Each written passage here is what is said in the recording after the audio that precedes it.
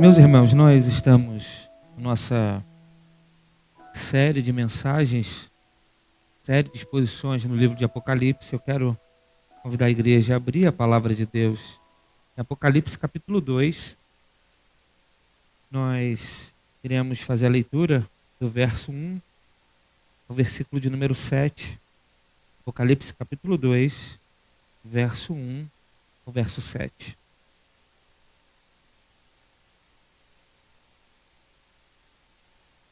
Meus irmãos, esse texto é um texto muito precioso para nós. É um texto muito precioso para a vida da igreja, porque essas palavras que nós vamos ler, elas são palavras que nos levam à reflexão. A reflexão para olhar para o coração, perceber se aquilo que fazemos, de fato fazemos porque amamos a Deus.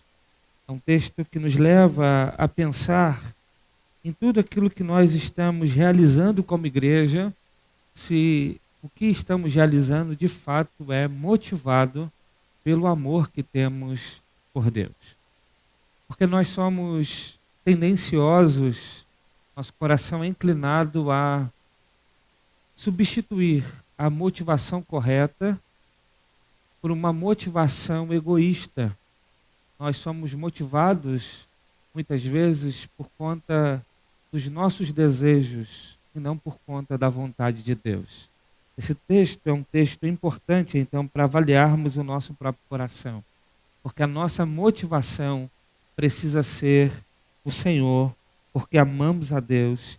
Só isso pode justificar, explicar aquilo que fazemos como igreja. É interessante a gente pensar no livro do Apocalipse como o livro da revelação de Jesus Cristo. Nós vimos já nessas duas primeiras mensagens que Cristo sabe da história. Ele conhece a história, tem o controle da história em suas mãos. Ele conhece o futuro, sabe do fim, porque tudo isso está nas mãos dele. A história está nas mãos de Deus. Mas é interessante que antes mesmo de Cristo trazer uma revelação a respeito da história, a respeito do fim, a respeito das coisas que iriam acontecer e até mesmo das coisas que ainda irão acontecer, Cristo vai trazer para a igreja o conhecimento que ele tem a respeito da própria igreja. Isso é algo importante. Fico imaginando, às vezes eu leio o texto bíblico e fico meio dando uma viajada.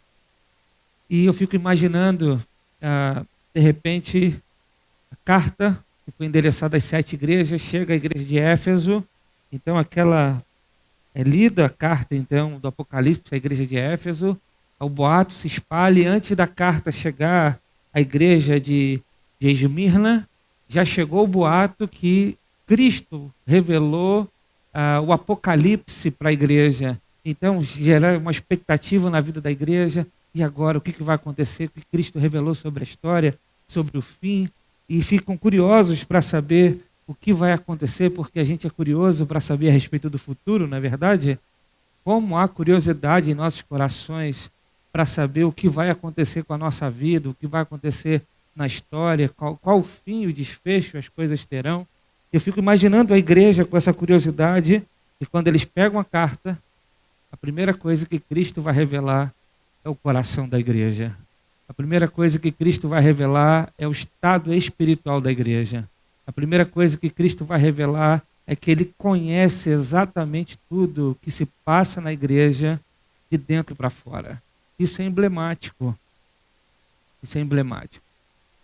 Porque se tem algo que nós não podemos desconsiderar, é que Deus nos conhece e nos conhece mais do que a nós mesmos. Deus nos conhece de dentro para fora. Deus sabe de tudo que se passa dentro de nós. Nós podemos nos esconder, nós podemos representar, nós podemos não permitir que o outro saiba o que de fato está dentro de nós, o que nós pensamos, quais são as nossas motivações, quais são os nossos planos, objetivos, nossas intenções, mas diante de Deus, nós não temos como nos esconder. Deus sabe tudo que se passa em nós. E é isso que vai ficar claro nessa primeira carta que Jesus Cristo envia para as igrejas. Essa primeira carta que é enviada à igreja de Éfeso. Vamos ler o texto? Apocalipse, capítulo 2, verso de 1 a 7, diz assim a palavra do Senhor. Ao anjo da igreja em Éfeso, escreva: estas são as palavras daquele que tem as 7 estrelas em sua mão direita e anda entre os 7 candelabros de ouro. Conheço as suas obras, o seu trabalho árduo e sua perseverança. Sei que você não pode tolerar homens maus, que pôs à prova os que dizem ser apóstolos, mas não são, e descobriu que eles eram impostores. Você tem perseverado e suportado sofrimentos por causa do meu nome, e não tem desfalecido. Contra você, porém, tenho isto: você abandonou o seu primeiro amor. Lembre-se de onde caiu, arrependa-se e pratique as obras que praticava no princípio. Se não se arrepender, virei a você e tirarei o seu candelabro do lugar dele. Mas há uma coisa a seu favor: você odeia as práticas dos nicolaítas, como eu também as odeio. Aquele que tem ouvidos, ouça, que o Espírito diz às igrejas: ao vencedor darei o direito de comer da árvore da vida que está no paraíso de Deus. Amém? Que o Senhor abençoe nosso coração à luz de sua palavra.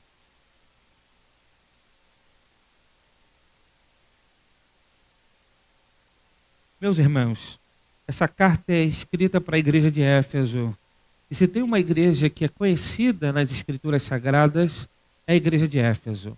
A igreja de Éfeso fica numa grande cidade, uma cidade que existia na época um templo pagão que era para a adoração da deusa Diana ou Artemis. Essa igreja surge a partir do trabalho missionário do apóstolo Paulo, que planta aquela igreja, que desenvolve aquela igreja, desenvolve liderança aquela igreja. Paulo passa muito tempo ali pregando o evangelho e uma grande obra é realizada naquele lugar. Deus se manifesta com poder e salva não só judeus, mas também gentios, mas também pagãos, ao ponto de muitos deixarem a sua vida de idolatria, de ocultismo, deixar a sua vida das falsas religiões e se voltar para Deus. Isso a gente enxerga no livro de Atos. Paulo, então, planta aquela igreja, depois envia seu filho na fé, Timóteo, para pastorear a igreja de Éfeso, e depois Paulo ainda escreve uma carta que está no Novo Testamento para a igreja de Éfeso. E nesta carta que Paulo escreve, Paulo elogia o amor que aquela igreja tinha. Aquela igreja era uma igreja que amava a Deus. Aquela igreja era uma igreja que amava os santos. Aquela igreja era uma igreja que vivia para Deus e buscava exercer, então, a sua vida espiritual.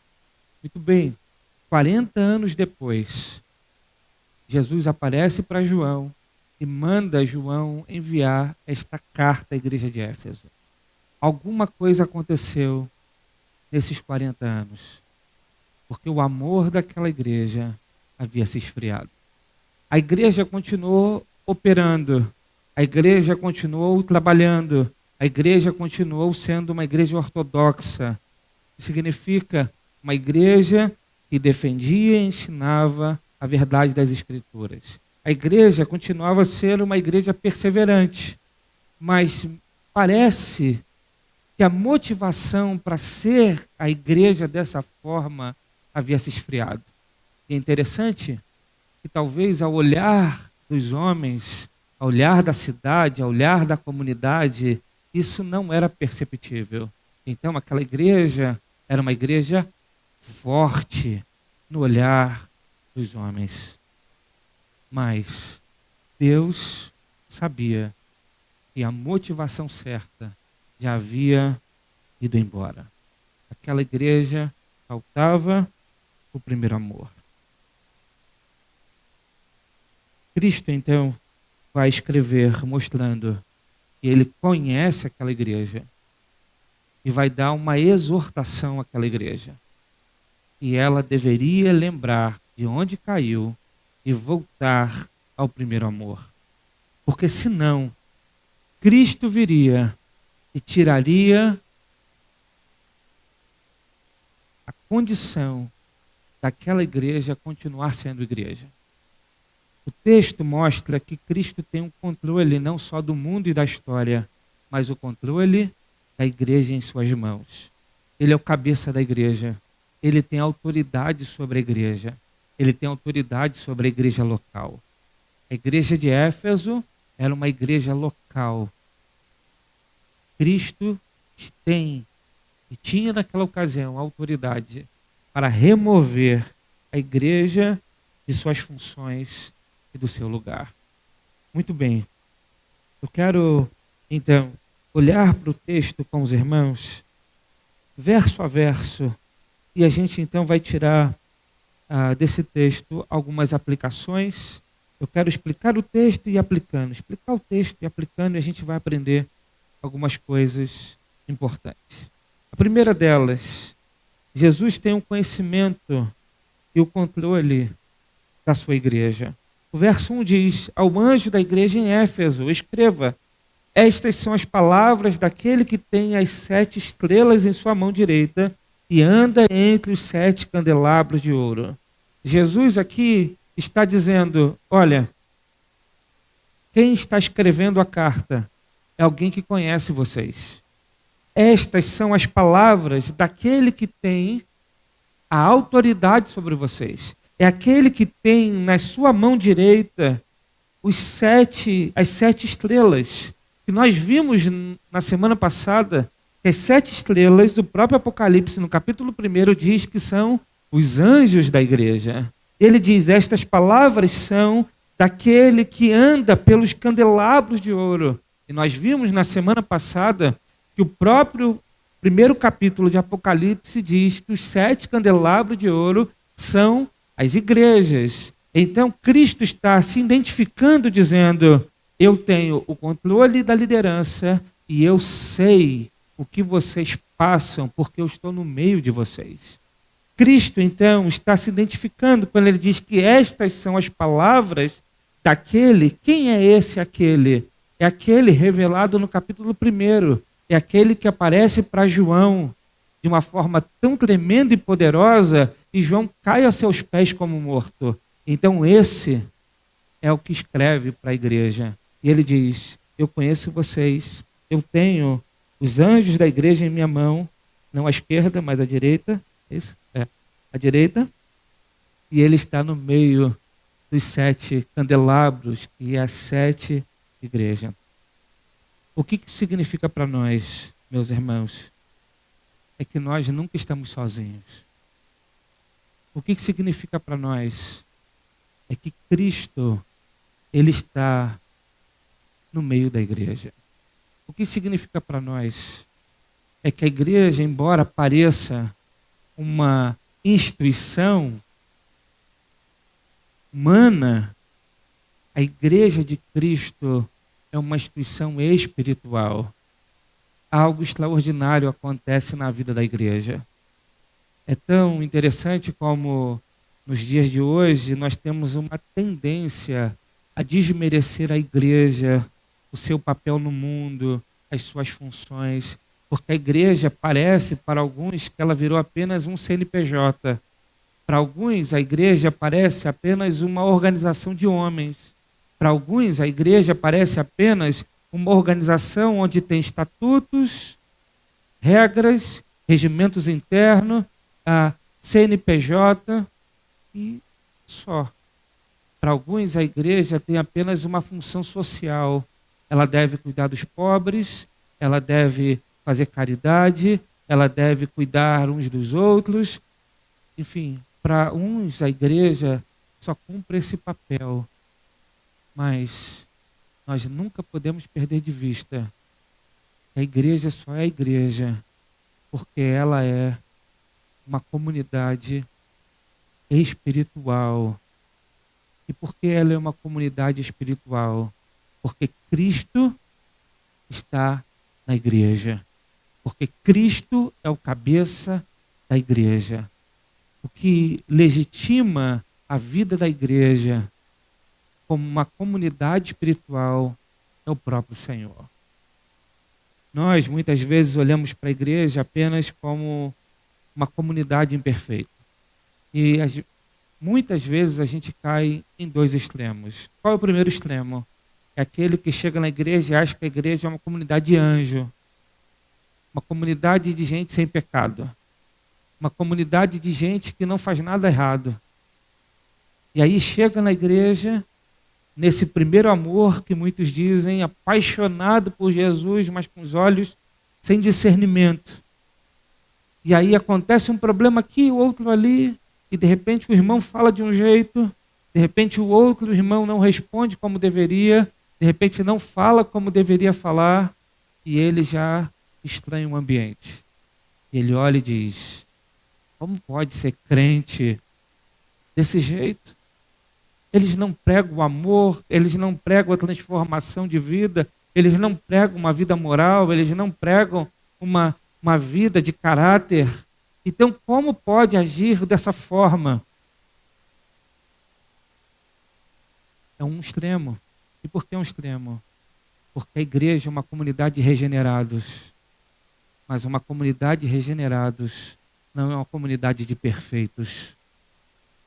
Uma comunidade de regenerados é uma comunidade que está sendo transformada à imagem daquele que é perfeito. Portanto, perfeito somente Cristo. E nós estamos sendo transformados à imagem de Cristo. Esse é um ponto importante. Mas, por outro lado, há um outro extremo. O extremo das pessoas não considerarem a igreja uma comunidade espiritual. Uns consideram a igreja tão espiritual no início que quando percebe que a igreja é comunidade de pecadores, se frustra e se decepciona. Mas, por outro lado, outros olham para a igreja apenas com um olhar humano e material, sem considerar que nós somos santos. Não porque há virtudes em nós que nos transformam em santos, mas porque o santo morreu em nosso lugar e nos separou para viver uma vida espiritual. Deus em Cristo nos separa para viver uma vida diferenciada do mundo. Nós somos santos, separados. Portanto, nós devemos evitar os extremos, entender de fato quem somos. Porque Cristo sabe quem somos. Então não adianta nós distorcermos as coisas, mas nós devemos buscar o conhecimento da palavra que nos diz quem é Deus e quem somos nós. Muito bem, então o texto mostra para nós que Jesus sabe quem nós somos. Ele sabe quem é a igreja.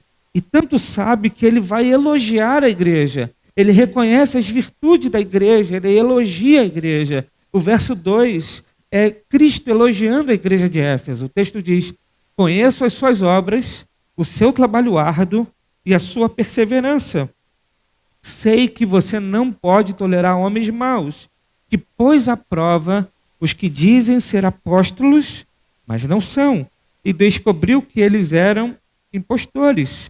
Você tem perseverado e suportado os sofrimentos por causa do meu nome e não tem desfalecido.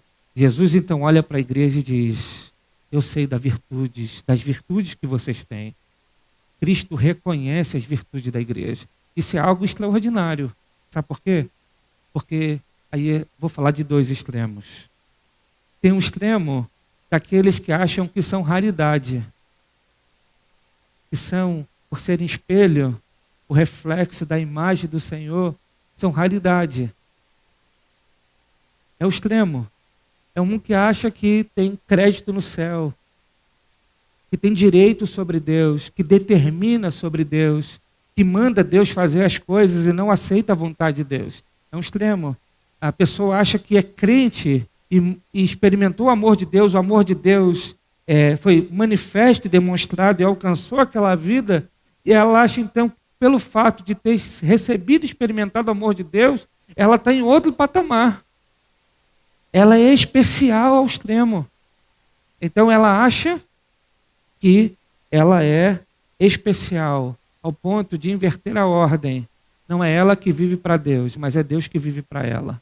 Então esse é um extremo. Então as pessoas acham que ela é tudo, ela é capaz, ela é mais que vencedora, ela é filha do rei. Ela é rica porque Deus é rico, ela não é cauda, mas ela é cabeça. Então é um extremo. Mas qual é o outro extremo? É o extremo que a gente confunde. Não ter mérito e não ter valor. Aí é o outro extremo. É o extremo da gente achar que pelo fato de não termos mérito, não temos virtudes. E aí a gente não consegue elogiar ninguém. A gente não consegue valorizar ninguém. Porque a gente entende que um homem é depravado, é pecador, é miserável. Que ele está inclinado pelo pecado a fazer aquilo que não é a vontade de Deus. E de fato a Bíblia ensina isso. Mas o fato de sermos depravados não significa que não temos virtudes, que não temos valor.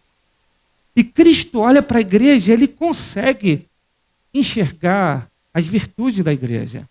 Então, meus irmãos, não há pecado reconhecermos as virtudes uns dos outros. Nós precisamos compreender isso. Nós precisamos valorizar uns aos outros.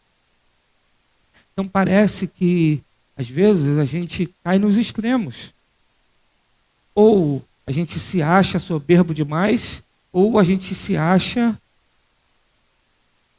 o pior dos pecadores. Paulo já disse que é ele. Paulo já disse que é ele. É uma brincadeira, né? Mas nós precisamos entender que o ser humano, ele é dotado de virtudes e de defeitos. Ele é a imagem de Deus.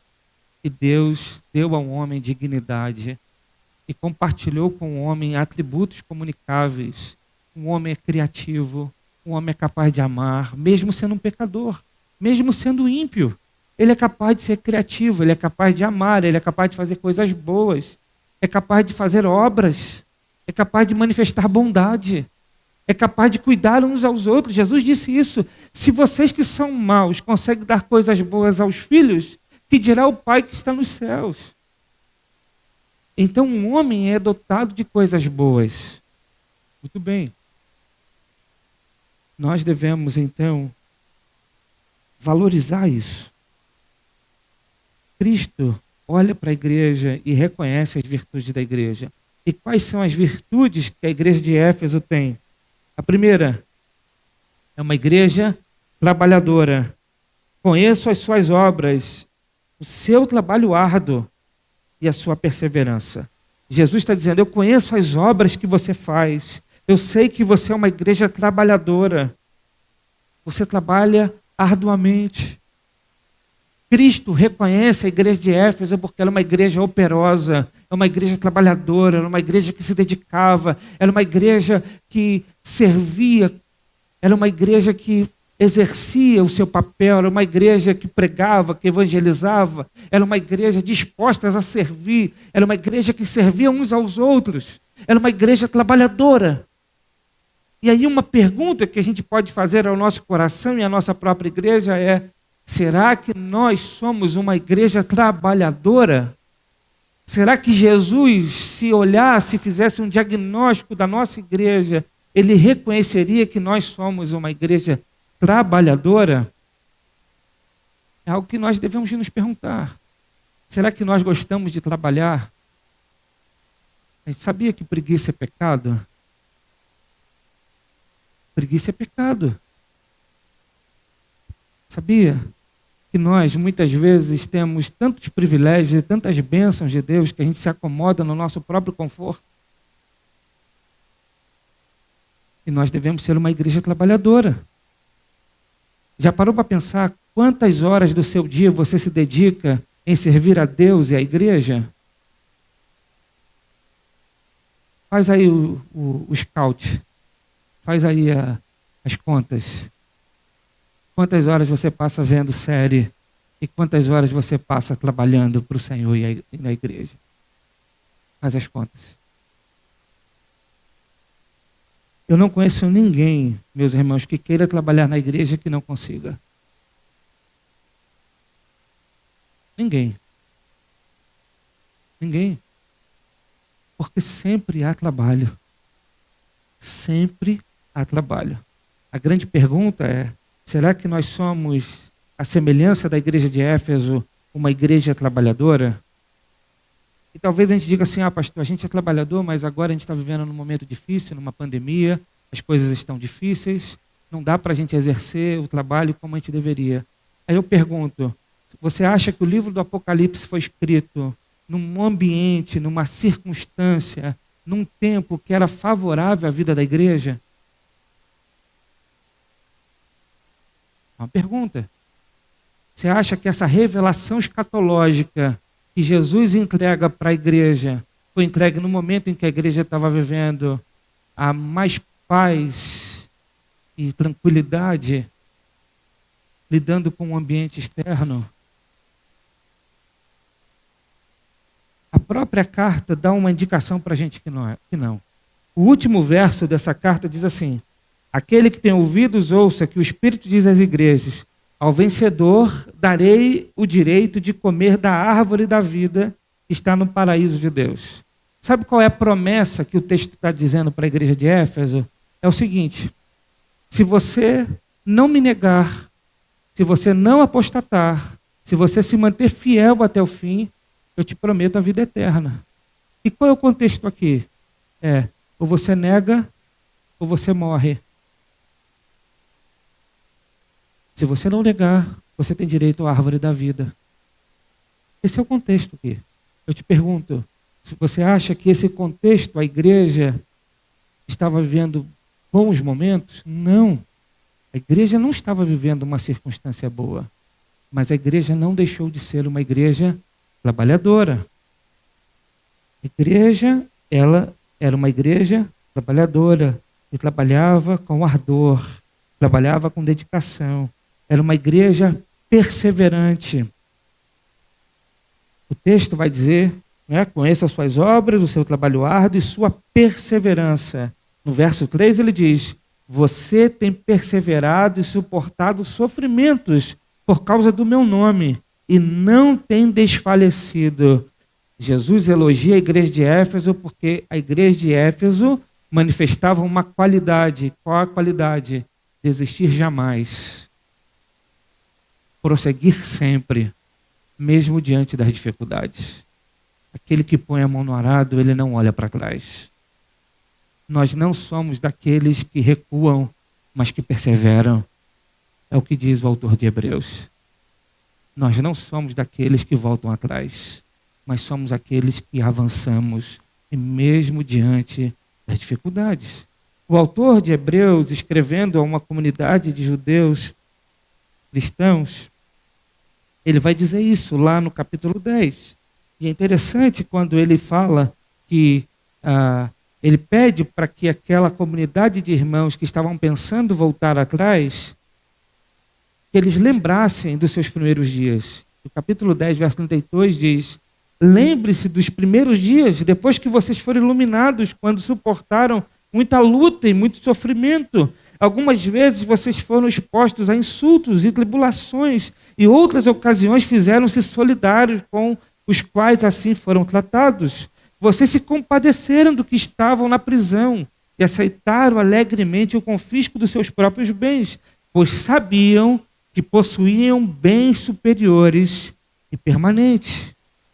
E aí ele continua: por isso não abram mão da confiança que vocês têm, ela será ricamente recompensada. Vocês precisam perseverar, de modo que quando tiverem feito a vontade de Deus, recebam o que Ele prometeu. Pois em breve, muito em breve, aquele que vem virá, e não demorará, mas o meu justo viverá pela fé. E se retroceder, não me agradarei dele. Nós, porém, não somos dos que retrocedem e são destruídos, mas dos que creem e são salvos. Olha o que o texto de Hebreus está dizendo. O autor que escreveu a carta dos Hebreus está dizendo: Olha, lembre-se. É interessante que ele não está dizendo assim, lembre-se que nos primeiros dias Deus te abençoou, te deu muita prosperidade, e agora você está passando por momentos ruins. Então, não seja ingrato. Não é isso que ele está dizendo. Ele está dizendo, lembre-se que a dificuldade de ser crente vem desde o início. A dificuldade de ser um cristão no mundo é desde o início. Lembra que vocês foram perseguidos? Lembra que vocês tiveram seus bens confiscados? Lembra que vocês foram maltratados? Lembram que vocês foram perseguidos, insultados, agredidos? Lembram? E vocês permaneceram firmes. O que o autor de Hebreus está querendo dizer é, se vocês suportaram isso tudo até agora, por que vão desistir agora? Por que vocês acham que agora é a hora de desistir? Por que agora é a hora de voltar atrás? Por que agora é a hora de desanimar? Por que agora é a hora de abandonar o seu Deus? Por quê? Mas por que eles perseveraram? Porque eles sabiam que possuíam bens superiores e permanentes. Então aqui a gente aprende uma coisa, que certamente a igreja de Éfeso havia aprendido. E para perseverarmos, nosso coração precisa ser motivado pela expectativa da eternidade. Se o nosso coração não estiver na eternidade, na expectativa do novo céu, de uma nova terra, na expectativa de entender que a nossa vida não é aqui e agora, no entendimento de que nós viveremos eternamente, nós desistiremos. Porque na vida cristã nós seremos submetidos a tantas coisas que nos farão desistir. Há tantas situações que irão nos colocar contra a parede para que a gente desista de caminhar com Deus. Talvez essa situação agora seja um momento difícil para muitos irmãos, porque muitos estão dizendo assim, onde está o seu Deus? Cadê o Deus que permitiu a pandemia? Que Deus é esse? Quantos estão questionando a Deus nesse momento? E muitos acreditam que Deus está em silêncio. Mas o Deus revelado nas Escrituras não é o Deus em silêncio. Não é um Deus em silêncio. É o Deus que tem o controle de todas as coisas. Mas muitos estão dizendo, onde está o seu Deus? Onde está o seu Deus agora? E muitos estão pegando essas acusações, estão dizendo, é verdade. Onde está Deus? Deus não está nesse negócio. Onde está Deus? Então Deus não existe. Talvez você está sendo pressionado. Mas a pergunta que nós precisamos fazer ao nosso coração é, que Deus é esse que a gente crê? Interessante? E aí só vou abrir um parênteses. De vez em quando eu olho algumas discussões na internet, mas eu só olho, eu não comento. Aí eu vi um monte de gente postando assim, foto do carnaval de 2018, de 2019, onde as escolas de samba debocharam de Cristo, e a foto de 19 e 20, a foto de 2021, sem carnaval. Aí muitos dizendo assim, tá vendo? Zombaram do seu Deus. Agora, e cadê o carnaval? Ou seja, estamos usando a estratégia que o mundo usa contra nós. A gente está dizendo, tá vendo? Você está dizendo, cadê o nosso Deus? Cadê vocês agora? Aí tem os crentes que postam isso. Então acham que Deus de fato é um Deus justo, irado, que não se compadece do mal, que é um Deus vingador. Muito bem. Aí a outra ala posta assim, eu não acredito nesse Deus. Meu Deus não é assim. Meu Deus é um Deus de amor. Meu Deus é um Deus de misericórdia. Meu Deus não faria uma coisa assim. Meu Deus é um Deus que ama todas as pessoas.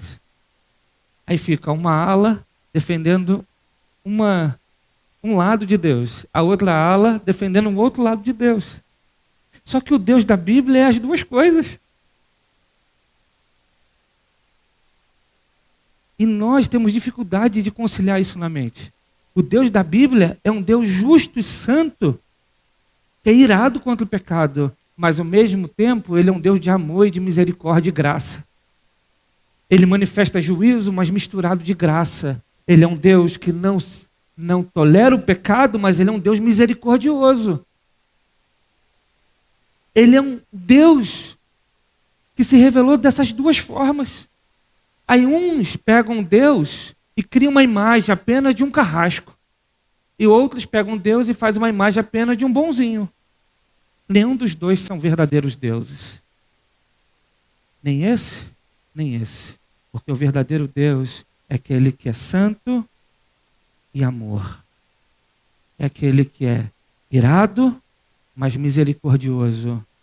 É um Deus justo, mas repleto de graça. Então a gente precisa ter cuidado de como nós desenhamos Deus para a nossa própria mente, para o nosso próprio coração. Porque diante de momentos como esse, talvez a gente desanime. Porque o Deus que a gente achava que era, não é o que a gente achava que era.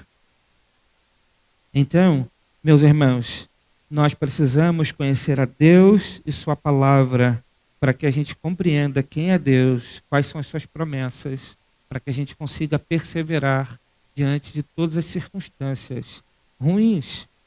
Aquela igreja perseverava, mas não apenas isso, aquela igreja é uma igreja firme doutrinariamente. O texto vai dizer ainda, vamos lá, o texto vai dizer: conheço as suas obras, o seu trabalho árduo e a sua perseverança, e sei que você não pode tolerar homens maus, que pôs à prova os que dizem ser apóstolos, mas não são, e descobriu que eles eram impostores. Você tem perseverado e suportado os sofrimentos por causa do meu nome, e não tem desfalecido. E aí no verso 6 ele vai dizer: mas há uma coisa a seu favor, você odeia as práticas dos nicolaítas, como eu também as odeio. Então o texto diz que eles são firmes doutrinariamente. Por quê? Eles conseguiram discernir a mensagem e entender que aquele que estava pregando não é um verdadeiro apóstolo, mas era um falso apóstolo. E como é que eles discerniram isso? Porque eles eram firmes doutrinariamente. Eles não se deixavam enganar, porque eles conheciam o Evangelho. Eles foram bem orientados e bem ensinados pelo apóstolo Paulo, posteriormente por Timóteo. Era uma igreja firme doutrinariamente. Portanto, Cristo elogia aquela igreja, porque aquela igreja não se deixou levar por falsos apóstolos, por homens maus, mas eles colocaram à prova os que dizem ser apóstolos, mas não eram, e descobriu que eles eram impostores. A grande questão que nós devemos nos perguntar é: será que a nossa igreja consegue discernir o verdadeiro do falso a partir do conhecimento da palavra de Deus? Será que nós já conseguimos discernir o verdadeiro evangelho do falso evangelho? E aí, muitas vezes, a gente fica no politicamente correto e a gente diz: não, quem a gente pode julgar? E a gente confunde muitas vezes. A gente diz assim: ah, mas ele é uma boa pessoa. Ele é tão esforçado, é tão dedicado. A grande questão é se essa boa pessoa que é esforçada e dedicada, ela ensina a verdade. Porque se ela não ensina a verdade, há um problema. E o texto diz que aquela igreja não aceita os falsos apóstolos. Eles não aceitam, então, aqueles que ensinam de forma incorreta a palavra de Deus. Ok? Então era uma igreja firme doutrinariamente. Mas não apenas isso. Eles não aceitavam os nicolaítas. E aí, segundo Eusébio de Cesareia, que foi um historiador da igreja, vai dizer que os nicolaítas eram um grupo herético que tinha como fundador Nicolau, um daqueles diáconos que com Estevão foram escolhidos pelos apóstolos para cuidar dos necessitados. Os nicolaítas tinham como doutrina a fornicação e a imoralidade sexual. Então, segundo Eusébio, historiador, ele vai dizer que os nicolaítas eram alguém que, além de ensinar uma mentira em nome de Deus, ainda conduzia as pessoas à prática da imoralidade.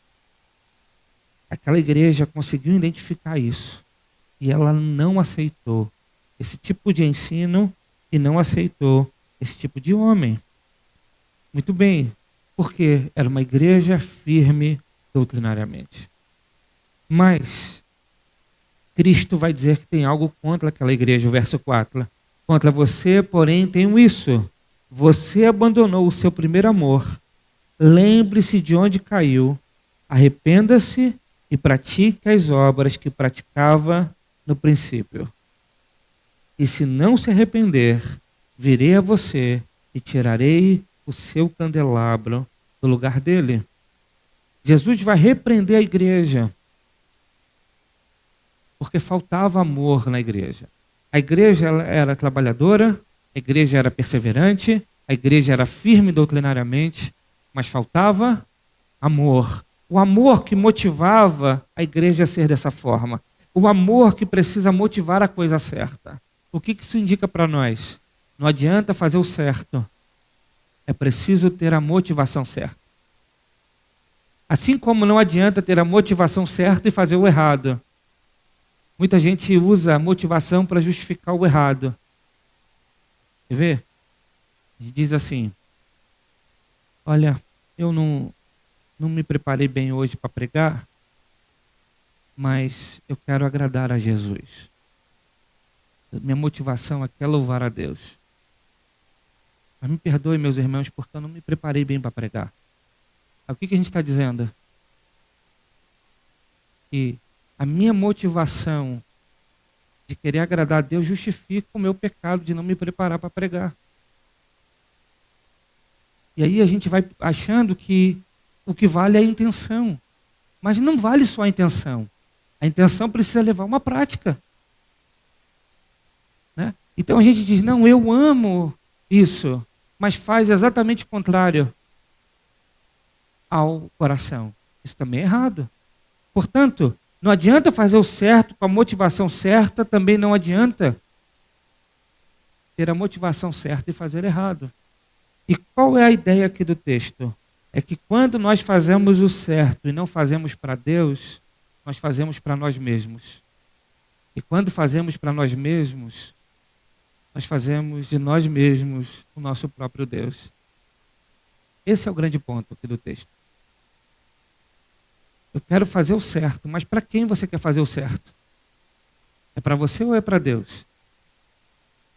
Se é para você, você está idolatrando a você mesmo. Mas se é para Deus, louvado seja Deus. Porque essa é a motivação certa. Então, aí vou dar o exemplo da pregação de novo.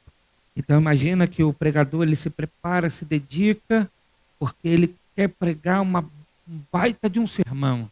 E para que ele quer fazer isso? Para que as pessoas digam que ele fez bem? Ou ele faz isso para Deus? Se ele faz isso para ser reconhecido, então ele fez o certo com a motivação errada. Ele fez dele o seu próprio Deus. Lembro, e eu já disse isso para os irmãos, uma das razões do porquê eu não faço mais apelo na igreja é porque antigamente, quando eu fazia apelo, muitas pessoas vinham à frente. E uma vez, a última vez que fiz apelo foi numa conferência de jovens que eu participei, a igreja estava lotada lá no Rio. E sabe quando você sente que a mensagem tocou assim no coração das pessoas? Daqui a pouco tinha gente chorando e tal. Tu sente aquela coisa assim, aqueles arrepios, assim, aquelas coisas assim meio esquisitas, sabe? E aí eu disse, vou fazer um apelo. E aí fiz o apelo. Aí veio um monte de gente na frente. Aí na hora veio na minha cabeça, você fez o apelo por causa de você. Você não fez apelo por causa de Deus, você não fez apelo para salvar pessoas. Você fez o apelo por causa da sua vaidade. Por causa da sua vaidade miserável. E a gente é vaidoso por essência, por natureza. Então a gente quer fazer e quer que a resposta seja imediata, que o reconhecimento seja imediato. E quando a gente faz assim, a gente está fazendo para a gente, não é para Deus. É igual que Jesus disse quando a gente dá a oferta. Quando a gente faz uma obra de caridade. Para quem que a gente está fazendo isso? É para Deus ou é para nós mesmos?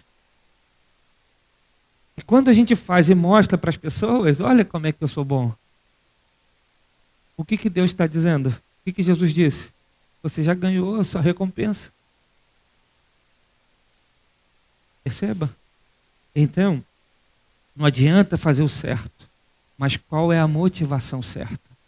E nós precisamos avaliar isso. E se nós pegarmos esse princípio, nós podemos aplicar em qualquer área da nossa vida. Por que a gente trabalha?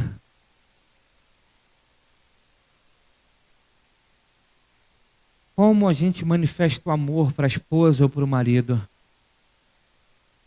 O que a gente espera de um filho? A gente pode aplicar isso em todas as áreas.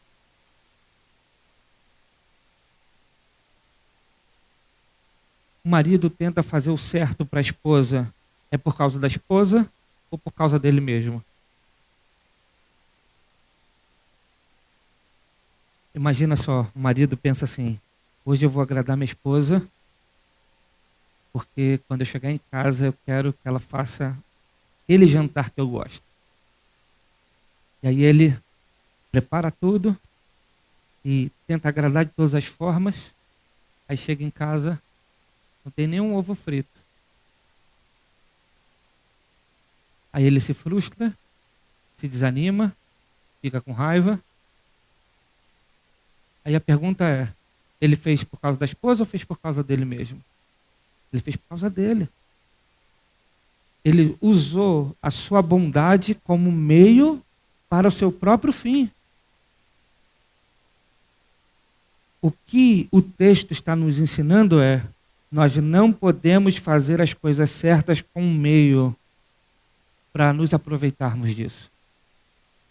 Porque trabalhamos como igreja, porque perseveramos na fé, porque somos firmes doutrinariamente. Se não for para a glória de Deus, não há sentido nenhum.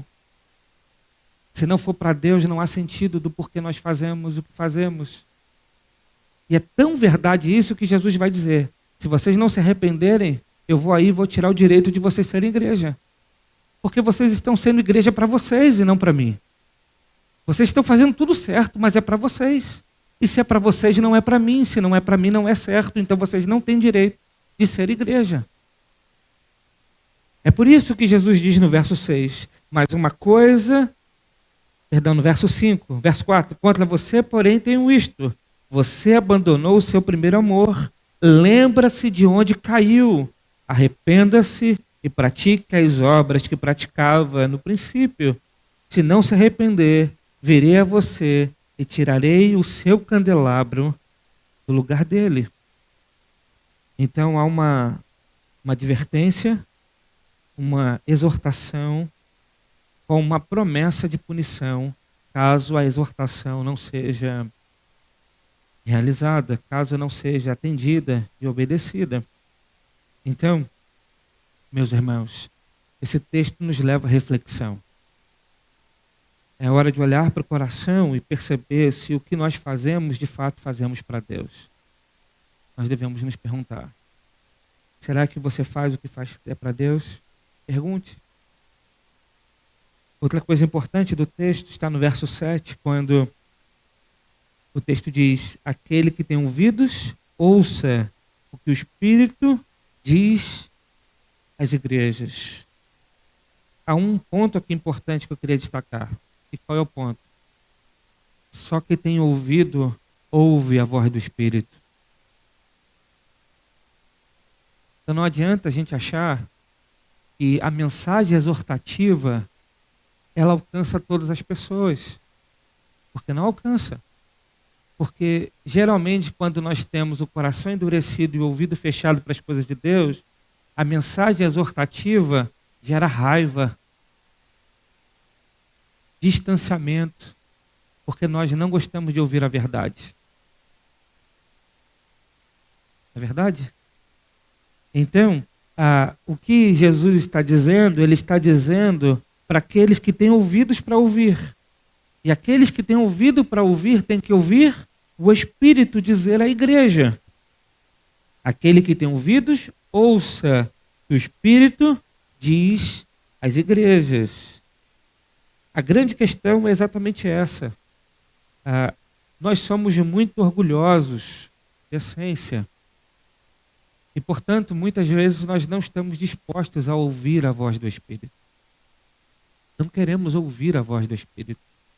E o Espírito muitas vezes fala e a gente faz, às vezes, uma engenharia teológica ou de outra natureza para continuar no erro, para nos iludir, para criar uma cortina de fumaça, para que a gente possa, então, não permitir, não se dobrar, não se quebrantar, não se arrepender, não se voltar atrás. Não é verdade? É aquela coisa muito normal, a gente sempre tem uma justificativa para o nosso erro. Sempre. Isso é normal. Eu sou assim. Acho que os irmãos também são. A gente tem resposta para tudo. A gente tem explicação para tudo. A pessoa fala e a gente está com a resposta na ponta da língua. E quando isso acontece, geralmente, a gente perdeu a capacidade de ouvir. Porque nós já estamos preparados para responder antes mesmo de ouvir. E quando a gente para de ouvir, a gente perde a capacidade de crescer. Quando a gente para de ouvir, a gente perde a capacidade de voltar para Deus e viver a vontade de Deus em nossas vidas. Portanto, a igreja precisa ter ouvidos para ouvir. E ouvir o que o Espírito diz às igrejas. E o que certamente o Espírito Santo estava dizendo à igreja de Éfeso no momento em que essa carta estava sendo lida no púlpito daquela igreja era: volte atrás, se arrependa. O que aconteceu que teu amor esfriou? Por que você está vivendo uma vida espiritual no automático? Por que você não ora mais? Por que você não lê mais a palavra? Por que você está vivendo uma vida apenas religiosa? O Espírito devia estar dizendo isso para a igreja de Éfeso. O anjo da igreja recebeu a igreja, o pergaminho na mão, e ele abriu e estava lendo: olha, ao anjo da igreja em Éfeso escreva: estas são as palavras daquele que tem as 7 estrelas em sua mão direita e anda entre os 7 candelabros de ouro. Conheço as suas obras, o seu trabalho árduo e a sua perseverança. Sei que você não pode tolerar homens maus, que pôs a prova os que dizem ser apóstolos, mas não são, e descobriu que eles eram impostores. Você tem perseverado, suportado sofrimentos por causa do meu nome, e não tem desfalecido. Contra você, porém, tenho isto: você abandonou o seu primeiro amor. Lembre-se de onde caiu, arrependa-se e pratique as obras que praticava no princípio. Se não se arrepender, virei a você e tirarei o seu candelabro do lugar dele. Mas há uma coisa a seu favor: você odeia as práticas dos nicolaítas, como eu também as odeio. Aquele que tem ouvidos, ouça o que o Espírito diz às igrejas. Ao vencedor, darei o direito de comer da árvore da vida que está no paraíso de Deus. Então, a carta estava sendo lida. O Espírito, então, estava falando à igreja. E aquele que tem ouvido, ouça. E há uma promessa. Há uma promessa de juízo, mas há uma promessa de vitória. A promessa de juízo: se você não se arrepender, você perderá o seu direito de ser igreja. Mas se você ouvir o Espírito, a você darei o direito de comer da árvore da vida. Ao vencedor darei o direito de comer da árvore da vida que está no paraíso de Deus.